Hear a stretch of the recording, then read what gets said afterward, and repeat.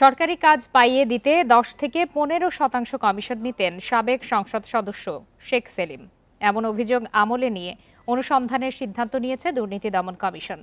দুপুরে সংস্থাটির মহাপরিচালক আক্তার হোসেন জানান, রবিবার কমিশনের সভায় এই সিদ্ধান্ত নেওয়া হয়েছে।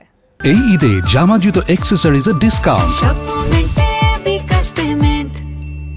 এটাকে নিষিদ্ধ করা। সাবেক প্রধানমন্ত্রী শেখ হাসিনার ফুফাতো ভাই শেখ ফজলুল করিম সেলিম 1996 থেকে 2001 পর্যন্ত আওয়ামী লীগের প্রথম শাসনামলে ছিলেন স্বাস্থ্যমন্ত্রী।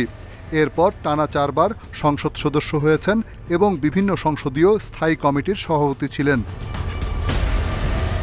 অভিযোগ আছে, পারিবারিক ক্ষমতার জোরে সরকারি কাজ নিয়ন্ত্রণ করতেন শেখ সেলিম। স্বাস্থ্য, স্থানীয় সরকার, সড়ক পরিবহন সহ বিভিন্ন মন্ত্রণালয়ের ঠিকাদারি কাজে প্রভাব রাখতেন তিনি। প্রতিটি কাজ থেকে কমিশন নিতেন 10 থেকে 15%।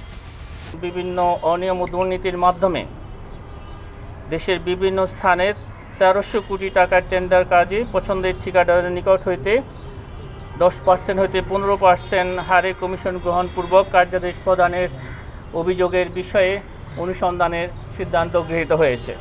দুদক মহাপরিচালক আরও জানান, জ্ঞাত আয় বহির্ভূত সম্পদ অর্জনের অভিযোগে সাবেক তথ্যমন্ত্রী হাসানুল হক ইনু ও তার স্ত্রী আফরোজা হকের বিরুদ্ধে মামলা হয়েছে।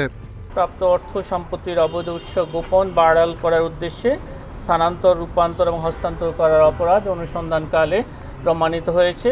এ কারণে তার বিরুদ্ধে দুর্নীতি দমন কমিশন আইন 2004, দুর্নীতি প্রতিরোধ আইন 1947 এবং মানি লন্ডারিং প্রতিরোধ আইন 2012 এর সংশ্লিষ্ট ধারায় একটি মামলা রুজুর সিদ্ধান্ত গৃহীত হয়েছে। এছাড়া 6 কোটি টাকার অবৈধ সম্পদ অর্জনের অভিযোগে বাংলাদেশ ব্যাংকের সাবেক ডেপুটি গভর্নর এস.কে সুরের বিরুদ্ধেও মামলা করেছে দুদক।